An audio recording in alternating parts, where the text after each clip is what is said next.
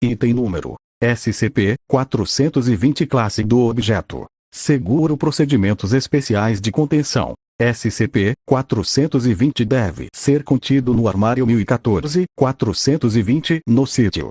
Nível 3 é necessário para removê-lo de armazenamento. Amostras de SCP-420-1 que não em uso para testes devem ser armazenadas no recipiente marcado SCP-420-1-DECO no armário 1014-420 até que percam a potência, momento em que podem ser descartadas como resíduos líquidos de risco biológico. Por favor, anote a hora e a data no registro em anexo quando amostras de SCP-420-1 são adicionadas ao recipiente de descontaminação. Aqueles infectados com SCP-420-2 não são contagiosos e devem ser mantidos em confinamento seguro em solitária de classe D padrão. Ao atingir a fase 3, a ração dos infectados deve ser dobrada. Os infectados da fase 4 devem ser mantidos sob vigilância constante para sinais de avanço para a fase 6, caso em que os infectados devem ser destruídos por incineração a alta temperatura. Descrição: SCP-420 é uma garrafa suja de uísque da marca Redigido sem tampa. Quando esvaziado, uma pequena quantidade de líquido semelhante ao uísque, SCP-420-1, permanece na garrafa, aparecendo como líquido aderindo às laterais. Este líquido se acumula em alguns mililitros de SCP-420-1 com o tempo. Beber SCP-420-1 causará a SCP-420-2 uma degeneração e mutação não fatal, mas destruidora da pele e do tecido queratinoso, cabelo, unhas, etc., no infectado. Os casos de SCP-420-2 devem ser contidos para estudo mais aprofundado. Os primeiros casos podem ser tratados. Ver tratamento abaixo. SCP-420-2 demonstrou afetar somente humanos. SCP-420 não pode ser lavado. O líquido adicionado transforma-se em SCP-420-1. Quando derramado, SCP-420-1 retém suas propriedades por até 48 horas.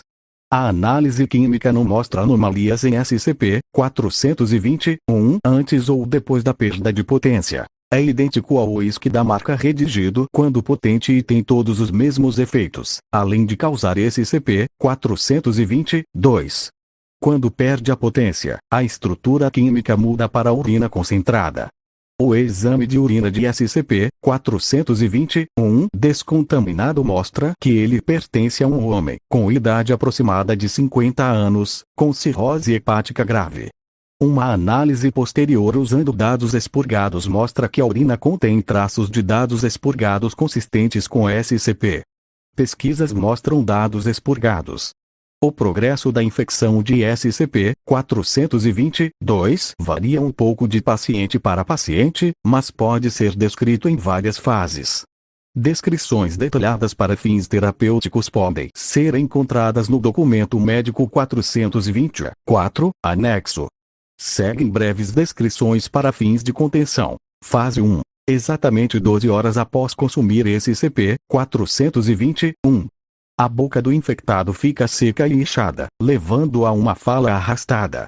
Observe que essa fala arrastada não é consistente com a intoxicação. A gravação 420-C-004, em anexo, contém uma comparação dos padrões de fala resultantes da intoxicação em comparação com SCP-420-2.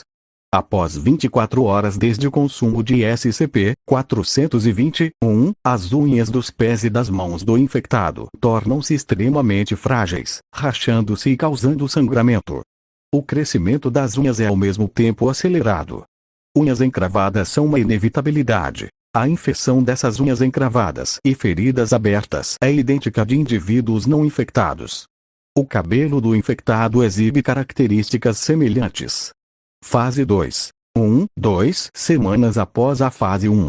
A pele do infectado torna-se quebradiça e seca, rachando e descamando. Como as unhas e os cabelos, o crescimento também é acelerado, substituindo o tecido perdido e crescendo mais, em dobras pesadas e grossas. A análise genética dos queratinócitos mostra mutações semelhantes ao câncer de pele. O tecido sofre vascularização adicional semelhante à metástase de células cancerosas. Embora aparentemente cancerígenas, essas células não mostrarão qualquer tendência ao desprendimento, resultando em disseminação sistêmica. Assim, a fase 2 não é maligna. Mesmo se os queratinócitos da fase 2 forem injetados no sangue, eles se reconectarão à camada da pele ou morrerão. A inervação do sítio é totalmente funcional. O crescimento das dobras cutâneas dentro da boca do infectado impede a comunicação, embora o crescimento progrida de tal forma que o infectado ainda pode respirar e comer. Os infectados mostram um desprezo total pelo que comem. Apenas uma infecção pós-fase 2 foi observada fora das condições laboratoriais, ver registro de recuperação 420, abaixo. A maioria dos infectados com SCP-420-2 morre devido à desnutrição/intoxicação alimentar, infecção de feridas abertas ou intoxicação por álcool devido ao consumo excessivo de SCP-420-1 nesta ou em fases anteriores. Fase 3. 6 semanas após a fase 2. O infectado perde a inervação da pele e de outras superfícies queratinosas. Os nervos na camada da pele crescem incontrolavelmente, mas não enviam mais sinais de volta ao sistema nervoso central. A análise genética de amostras de pele dessa época mostra mutações nos queratinócitos tão graves que não se parecem mais com o DNA humano. Embora as amostras individuais sugiram que as mutações são aleatórias, a análise de amostras de diferentes infectados mostra um caminho mutacional consistente que leva a um genótipo final com relativamente pouca variação. Em outras palavras, a pele do infectado é um organismo totalmente diferente, possivelmente uma espécie diferente, relacionado apenas à pele de outros infectados. Nesse estágio, tumores podem se formar dentro das camadas da pele, de forma análoga a vários tipos de tecido, incluindo músculos e células secretoras. Também nesta fase, a pele diminui a velocidade em que racha e descasca, embora nunca pare totalmente. Torna-se uma série espessa de dobras de couro com tecido exposto e ensanguentado por baixo. Unhas e cabelos crescem da pele em locais aparentemente aleatórios. Fase 4. 7 dias após a fase 3. A pele começa a se tremer e se contorcer em padrões aparentemente aleatórios. Os tumores desenvolvem-se em superfícies inteiras de tecidos contráteis e outros tecidos. Pequenas gargantas começam a se formar, indo da parte externa da pele para a circulação do hospedeiro, mas a grande maioria não são funcionais a este ponto. A boca do hospedeiro ainda faz a maior parte da alimentação, embora o próprio hospedeiro pareça não estar comendo agora. Em vez disso, a boca está trabalhando por conta própria. Tomografias computadorizadas da atividade cerebral do hospedeiro mostram pânico e medo como os únicos pensamentos dominantes, e grupos motores na área muscular da mandíbula não são recrutados. Em vez disso, mastigar e engolir são forçados pelos movimentos da pele mutante. Fase 5. 2 dias após a fase 4. As fases 4 e 5 podem se sobrepor significativamente, com diferentes partes da pele adentrando na fase 5 mais rápido do que outras. A atividade de contração/contorção da pele dá lugar a um movimento organizado. A pele agora pode ser considerada um organismo separado do hospedeiro. Move-se como uma marionete, embora lentamente, e exibe uma inteligência extremamente rudimentar. É um organismo necrófago e predador oportunista.